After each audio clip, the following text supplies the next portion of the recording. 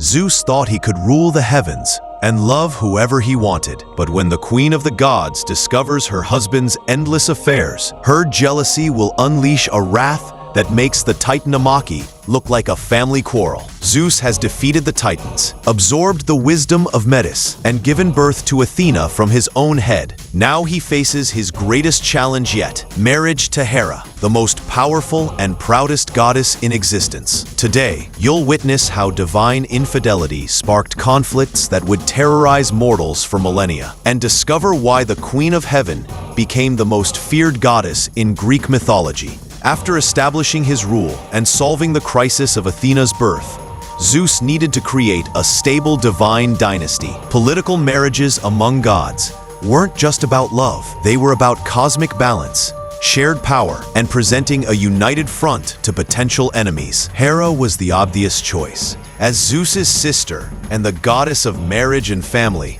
she represented everything a divine queen should be. She was stunningly beautiful, with the regal bearing of someone born to rule. Her peacock-feathered robes and golden crown made her look like royalty personified. More importantly, Hera possessed power that complemented Zeus's own. Where he commanded the sky and thunder, she governed the sacred bonds of marriage and the protection of families. Together, they could rule not just through force, but through the fundamental institutions that held civilization together. Their wedding was the most magnificent celebration in divine history. All the gods brought gifts, the fates themselves blessed the union, and even the primordial forces attended to witness this cosmic marriage. Zeus seemed genuinely devoted to his new wife. For the first years of their marriage, he was a model husband, attentive, faithful, and willing to share real power with Hera.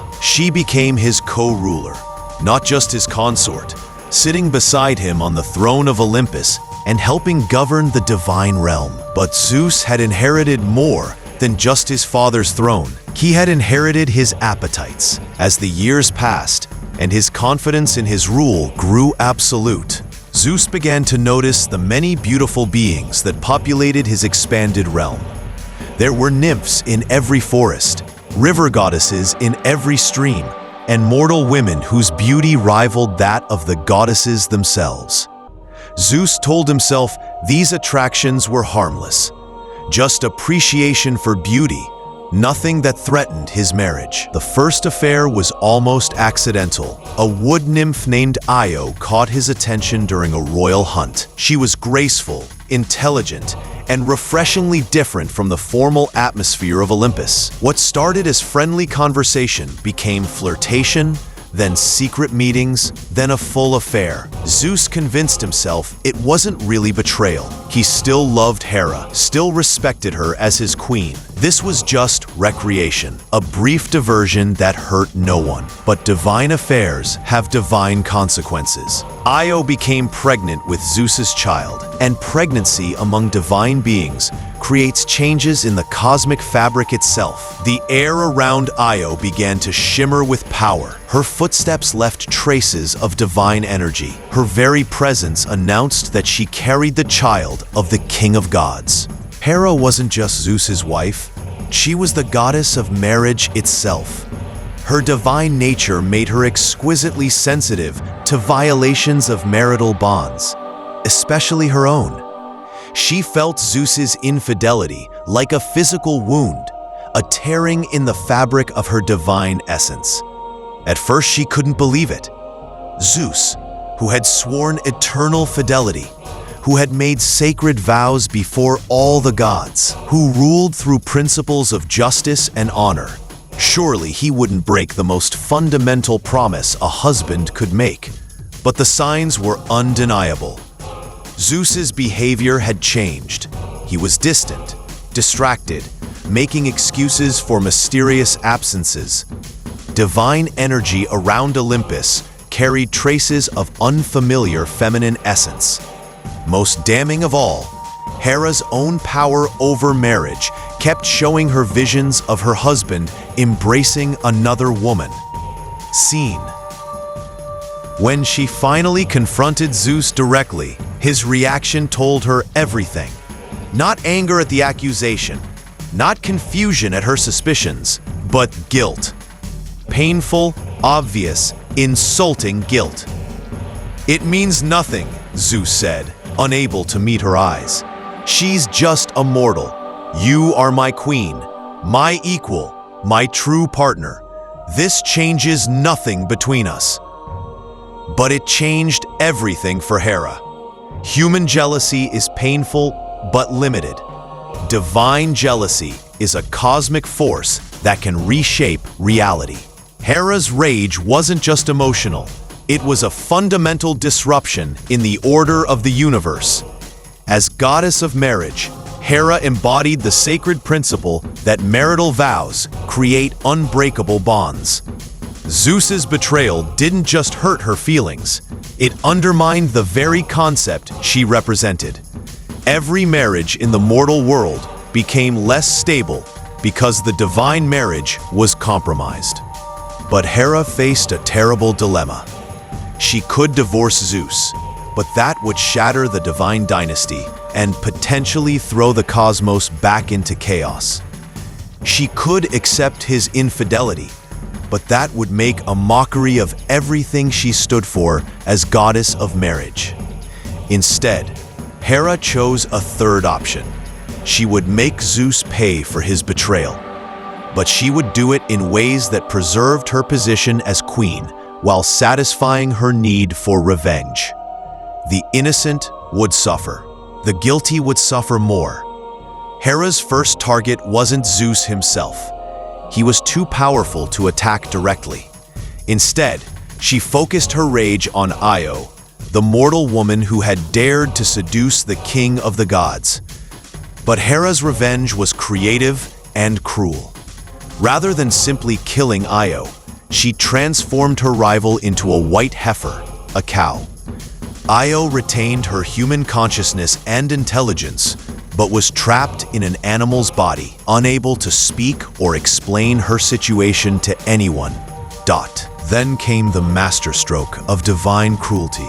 Hera sent Argus, a giant with 100 eyes who never fully slept, to watch Io constantly.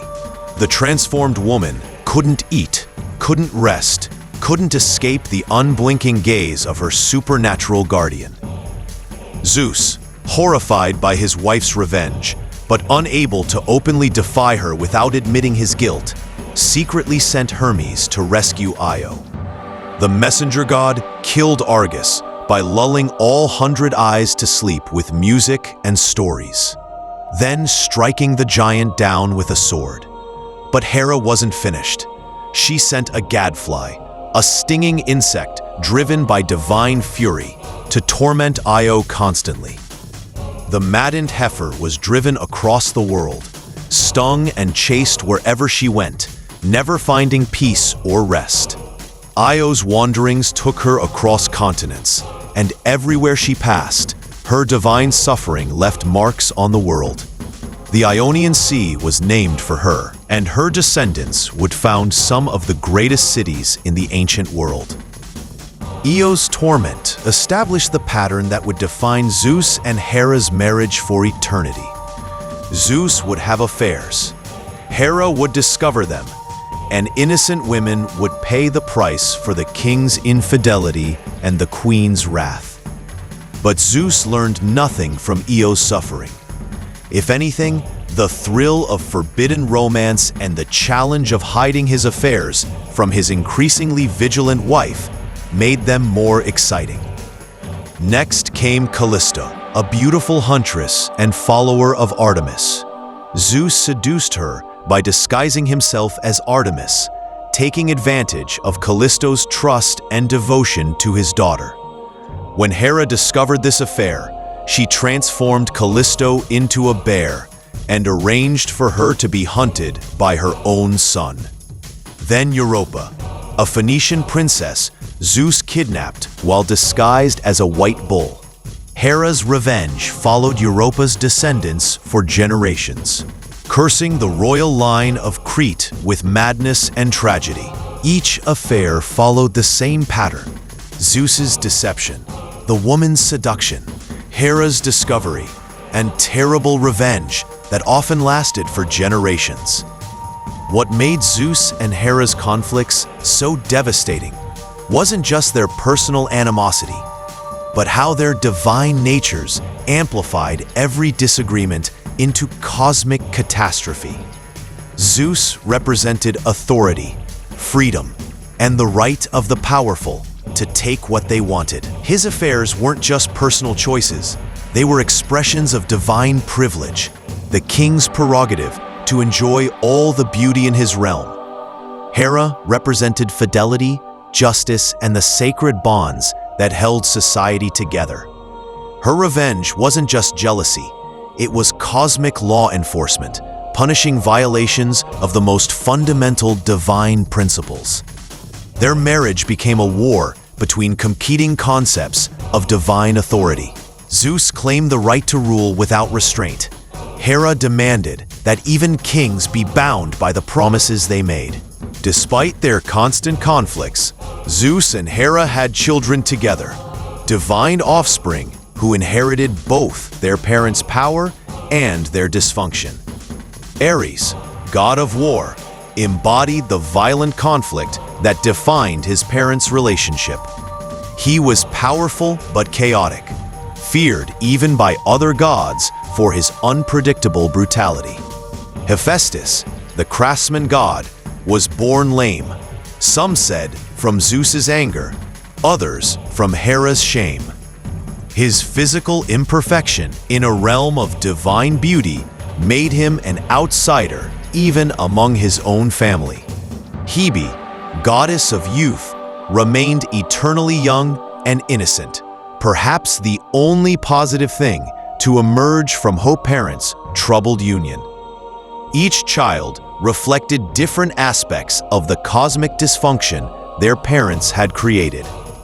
Hera's most dramatic act of revenge came when she decided to rebel against Zeus directly. Tired of being the wronged wife who could only punish mistresses, she began plotting to overthrow her husband entirely. The conspiracy involved some of the most powerful gods on Olympus. Poseidon, Zeus's brother, had grown tired of his younger sibling's arrogance. Athena, despite being born from Zeus's head, believed her superior wisdom qualified her to rule. Even Apollo, god of prophecy and music, joined the plot. Their plan was sophisticated. They would bind Zeus while he slept, using chains forged by Hephaestus that could hold even divine strength. With the king of gods imprisoned, they would restructure Olympian rule under a council led by Hera. The conspiracy nearly succeeded. Zeus, exhausted from a day of royal duties and lulled by Hera's unusual affection, fell into deep sleep. The conspirators crept into the royal chamber and bound him with the unbreakable chains. But they had underestimated the loyalty of some unexpected allies. Thetis, a sea nymph who owed Zeus a favor, summoned Briareus, one of the 100-handed giants who had helped win the Titanomachy. The ancient ally arrived on Olympus and freed Zeus before the conspirators could consolidate their power. Zeus's rage when he awakened was terrible to behold. Lightning filled the sky, thunder shook the foundations of Olympus, and divine fury threatened to tear the heavens apart. Zeus's punishment of the conspirators revealed both his capacity for terrible revenge and his political wisdom. Poseidon and Apollo were sentenced to serve a mortal king for a year, building the walls of Troy as common laborers. This humiliation taught them the price of rebellion, while demonstrating Zeus's power over even his most prominent relatives. But Hera received different treatment. Zeus could have divorced her, imprisoned her, or stripped her of divine power. Instead, he chose a punishment that was both cruel and politically brilliant. Hera was suspended from Olympus by golden chains, hung in the sky as a public display of what happened to those who defied the king of gods. But she remained queen, still married to Zeus, still holding her divine authority.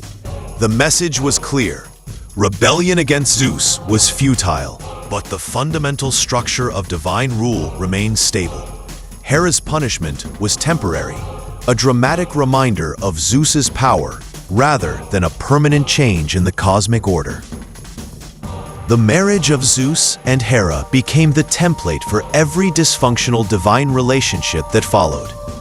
Their union showed that even gods struggle with fidelity, jealousy, and the balance between personal desire and public responsibility. Zeus's affairs established him as the archetypal unfaithful husband, charming, powerful, and seemingly incapable of keeping his vows. His descendants would inherit both his charisma and his inability to honor commitments. Hera's revenge made her the most feared goddess in the Greek pantheon, the divine force that punished violations of marriage and family bonds. Her wrath would pursue Zeus's illegitimate children for generations, creating some of the greatest heroes and tragedies in mythology. But their troubled marriage also created stability through conflict. Zeus and Hera's fights were cosmic events, but they always ended in reconciliation. Their bond, however twisted, proved unbreakable. The Age of Heroes was about to begin, shaped by the divine dysfunction that ruled Olympus and the mortal women who would bear the children of gods.